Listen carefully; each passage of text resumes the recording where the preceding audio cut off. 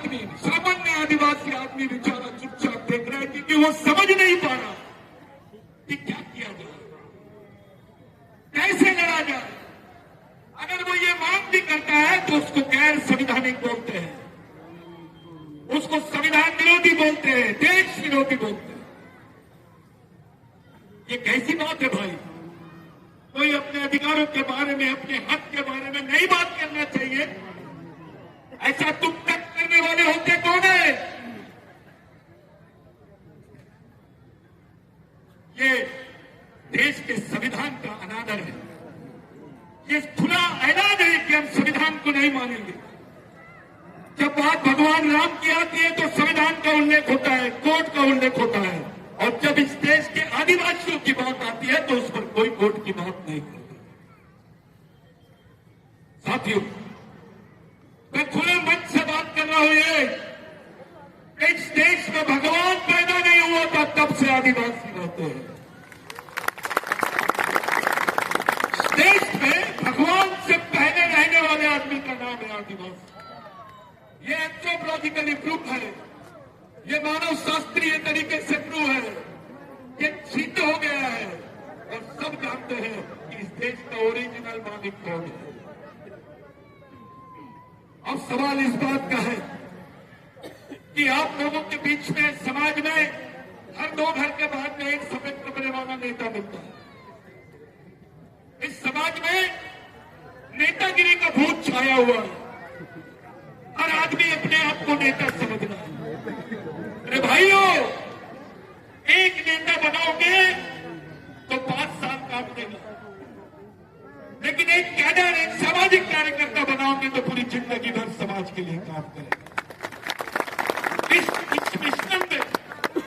इस मिशनरी काम के लिए आपको तैयार होना है। आपको किसी पार्टी के भरोसे अपने सामाजिक अधिकारों की लड़ाई नहीं लड़नी। आपको दूसरों के भरोसे अपने सामाजिक अधिकारों की लड़ाई नहीं लड़नी है। आपको अपने पूर्वज, जिनके विचारों ने इस देश को खड़ा किया है, गुंडा धुरो, टिंका मांझी हो, टंटा भील हो, राघोजी भांगरे हो, बाबुराव शर्मा के हो, या दंत सूर्य महामानव भगवान बिरसा मुंडा हो, ये लोगों के विचारों से हमारा समाज चलेगा। नेताओं के विचारों से समाज बच नहीं सकता है। अगर समाज बचेगा तो समाज के शहीदों के विचारों से ही बच सकता है। हमारे लोग समझ नहीं पा रहे कि कैसे लड़ा जाए। आदिवासियों को समझने का मौका नहीं दिया जा रहा है।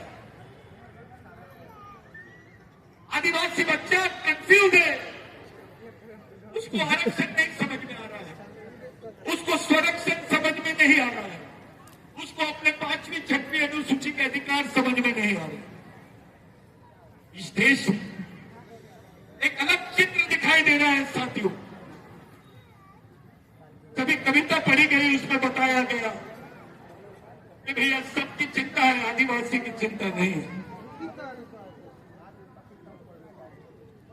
जंगल बचाओ, पर्यावरण बचाओ, ये वो लोग समझा रहे हैं जिनका कोई लेना देना नहीं है जंगल से। ये रामदेव बाबा समझाएगा कि आदिवासी, जो आदिवासी के पास से 30 रुपए में 5 किलो ये लेते हैं, आंवला लेते हैं और उसको मार्केट में 300 रुपए का बेचते हैं। एक बोतल 300 स्टेशन खोल सकते हैं। ये आदिवासियों को समझाएंगे। अबे आदिवासी आदमी अगर किसी चीज की दवाई देता है तो पैसे नहीं देता, वो फ्री में दे देता है और बोलता है बेटा पैसे लूंगा तो तेरे को ये दवाई नहीं देगी। ये आदिवासी का कल्चर है। और ये हमारा ही औलाद, हम इनको 300 रुपए में बेचते हैं। 3 रुपए का औला उसका जूस बना के मार्केट में बेचते। आदिवासी को वन संपत्ति में लूट, यानी जंगल में संपदा है उसकी खुली लूट, हमारे जमीन के अंदर जो वन संपदा है, जो खनिज है, उसकी खुली लूट, जो पर्यावरण है उसकी खुली लूट, और उसमें से कार्यक्रम चलाते हैं जंगल बचाओ, पर्यावरण बचाओ, जंगली जानवर बचाओ। अबे ये तीनों को किसने बचाया? इन तीनों को कोई बचाने आदिवासी बचाओ नहीं बोलते हैं। क्या बात है? आपको जंगल चलता है, पर्यावरण चलता है, शेर चलता है, सूअर चलता है, आदिवासी नहीं चलता। ऊपर से आप तो वनवासी बोल रहे हैं। ये वैचारिक षड्यंत्र है सब। पहले आदिवासियों को मूल निवासी, फिर आदिवासी, अभी वनवासी, 5 साल बाद स्वर्गवासी। एक कार्यक्रम है, आपकी पहचान को, आपके अस्तित्व को ये नकारा जा रहा है। हमारी आने वाली पीढ़ी चिंता कैसे रहेगी? छत्तीसगढ़ के, मैं आपको स्पेशली पूरे समाज की पंचायत में बोल रहा हूं साथियों, मैं एक भी बात छूट नहीं बोल रहा हूं। मैं अपने पूर्वजों की कसम खा के बोल रहा हूं कि जो मैं बोल रहा हूं वो समाज के सामने एक बयान नहीं, सच्चाई है। अपने लोग पूरे छत्तीसगढ़ में हर 3 घर के बाद में आदिवासी परिवार जो है मजदूर है। हर 3 परिवार के बाद में एक आदिवासी परिवार मजदूर है। यानी छत्तीसगढ़ में 25 से 50% आदिवासी जो है वो मजदूरी का काम करते हैं। वो नागपुर आते हैं, बड़े बड़े शहरों में जाते हैं, बेचारे गड्ढा खोदने का काम। अब तो गड्ढा खोदने की भी मशीन निकल गई है, तुमको वो भी काम नहीं मिलेगा। तुम जिंदा कैसे रहोगे? इस देश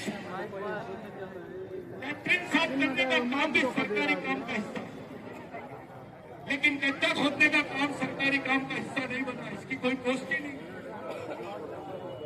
आपको वो काम भी नहीं मिलेगा।